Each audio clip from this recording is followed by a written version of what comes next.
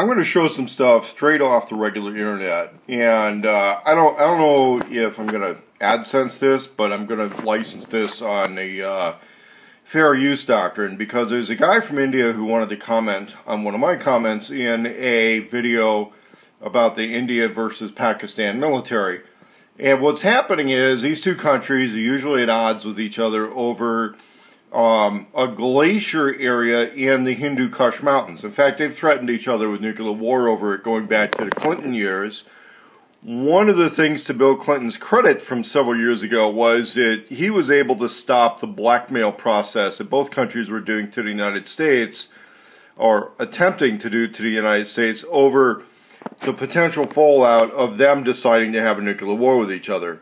Now, here's something to realize is that I'm going to put a link to the video where they're discussing and comparing each other's Air Force, military, aircraft carriers. There's a guy, an Indian guy, who commented on there talking about how they've got a mission to Mars. You know, I'm guessing some sort of a droid or drone going to Mars. There's been tremendous improvements in India, but we also have to realize that this is another one of those countries which goes to the UN in New York City, and the UN goes to the United States, claiming that we somehow owe the world something over all of this because they're starving. So what happens is, now this is just in the UN in India, which is heavily represented.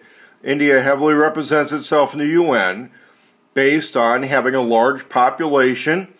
Even in their own literature, they talk about, and this is from the WFP, it's from a UN and government associated website, and the Indian government participates in the UN, okay? I can't prove it, but take my fucking word for it, okay? So the thing is, they got 1.2 billion people, the third largest economy, etc., etc., and, of course, though they got people starving in the street. So, again, we can also look at the private donation world. You can Google this on your own. Just look up UN Hunger Relief in India. You can Google all of this on your own. United Nations in India. Again, that's all done in cooperation with the same government that is bragging about how they're buying $30 million fighter planes. $30 million fighter planes is what they're decided to spend their money on. An aircraft carrier. And that's supposedly so they can have some level of security about their potential for going to war against Pakistan. Now, when I look at a map, I'm looking at India and Pakistan being right next door to each other. So the idea of needing an amphibious task force for one versus the other, wow, what a chess game that is. And while those guys are both involved in that level of chess game, they have starving people and dead bodies in the street from people who starved to death and are begging and demanding the rest of the world help them out for that. Okay, there's a morality problem when I look at the legitimacy of a government and a culture which is going to the rest of the world demanding food relief, and at the same time arming up and threatening nuclear war with each other and telling the rest of the world that they need to make bigger donations or else it's going to happen. Wow.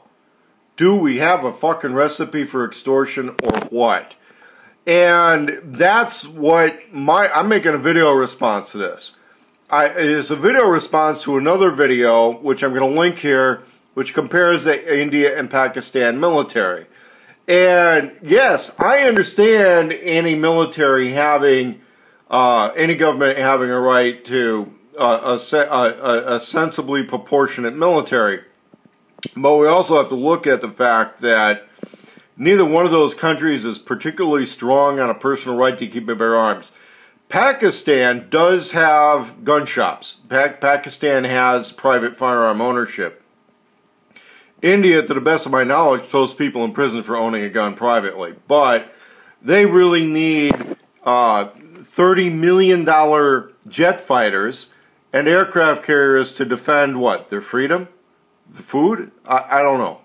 But here's the thing. I would say before anyone falls for, you know, the starving children pictures and all of this stuff, is if you really want to do something about this, start getting in contact with diplomats and people at the UN in New York City and asking why they're going and constantly begging for American taxpayers and realize what these people are doing for us these days, right? Not much, right? You get it? You know, why are they coming here demanding money for food and showing us a bunch of starving children at the same time as publishing YouTube videos bragging about how many new jet fighters and nuclear bombs and aircraft carriers they have, how they're a world power now? You know, this is world piracy waiting to happen between them and Pakistan. They wanted to play the atomic power Me Too crowd, the Me Too game on atomic power, and they're not feeding their own people. Japan doesn't play that. Everybody in Japan is taken care of. Everybody in Japan it's handled. Okay, Korea, South Korea, they've got a military power. And nobody's really going to screw with them without really being cautious about it. Yet they take care of things. Okay, so the idea that the Indian subcontinent's just going to turn into a worse shithole unless they get more aircraft carriers and jet fighters, while they were begging for somebody else to feed their kids, you know, that's kind of like a gangbanger who puts all his kids on food stamps and welfare, but goes out and buys an AK. Okay, we consider that criminal behavior in the United States. If you're on food stamps and you're buying AKs and stuff and talk about how you're beefing with the guys down the street, but, you know, you went and put all your kids on food stamps, you know, people judge that a certain way. Yet, we're supposed to respect these countries in the Indian subcontinent. We're supposed to respect them somehow because they have nuclear weapons now. No, we're not. And we also need to take a look at this when everybody in the rest of the world wants to talk about evil America, yet coming here, brandishing your starving children and your nuclear weapons. And this goes all the way back to Bill Clinton telling the U.S., the American people, both the American government through the UN, and the American people through all of these private organizations e-begging and trying to pull money out of our economy to salvage their situation because they don't have their priorities straight.